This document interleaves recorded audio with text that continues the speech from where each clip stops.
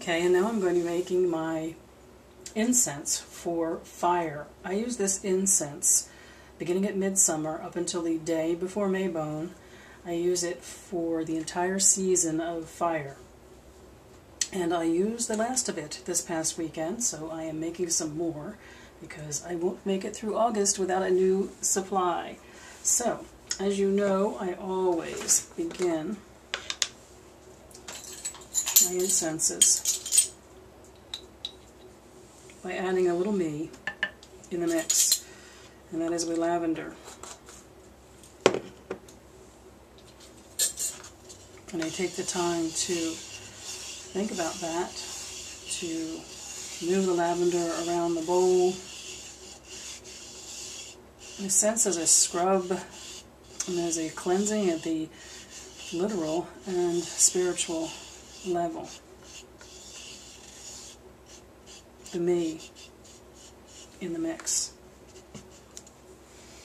Now the base that I'm going to use for this incense, it's actually, if I don't use willow or birch wood, I use Makko as the base for incense that I make. Makko has a nice energy of its own, 2 tablespoons for those of you who like the recipe, or thereabout.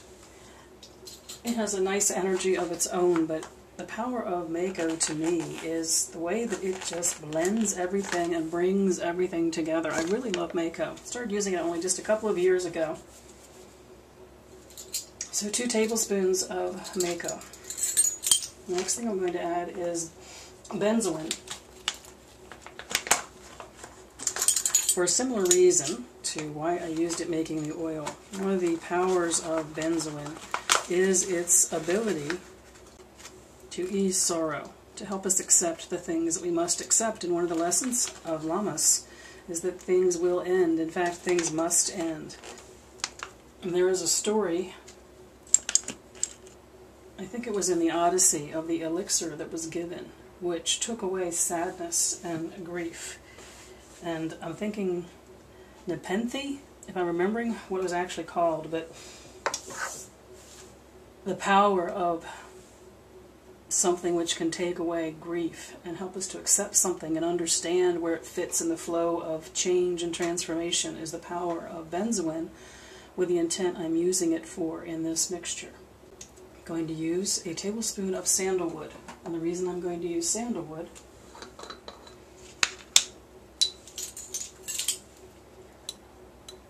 is sandalwood is a creature of spring and fall.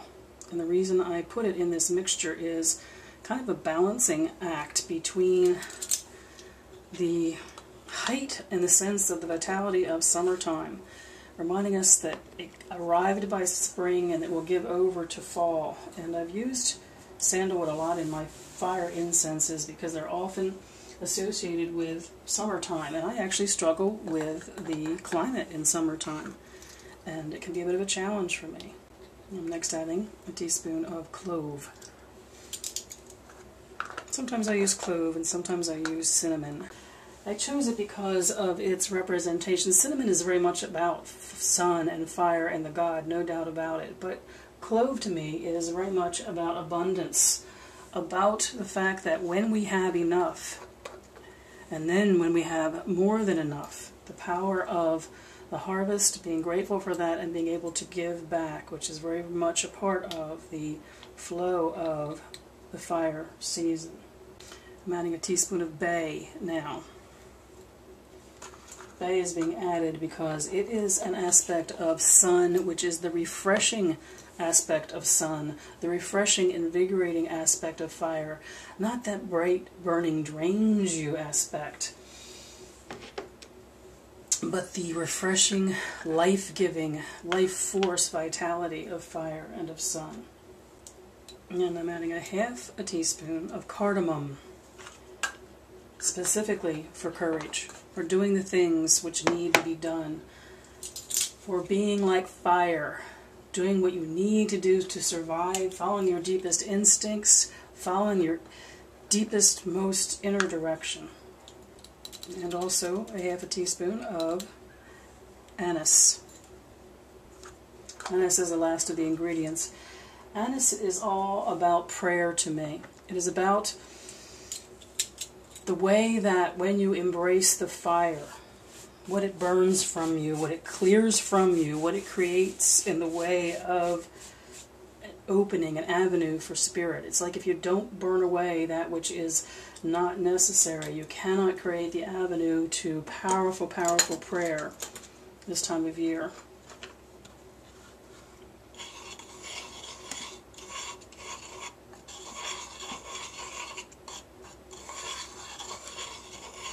And of course, as I mix the ingredients together, I am reviewing in my mind why I put each of those ingredients in this incense, which is meant to represent the season of fire.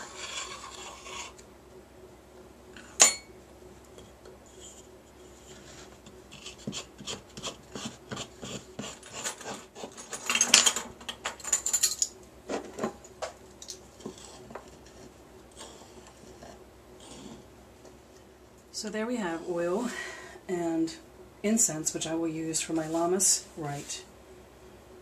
The oil of fire, which is benzoin, rosemary, cinnamon, sage, and lavender.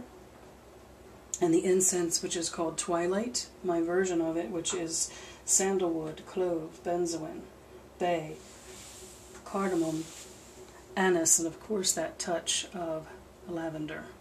I hope you've enjoyed seeing not only what I put together, but why I put it together for the essences of fire and of Lammas. I wish you mirth and reverence. Merry part.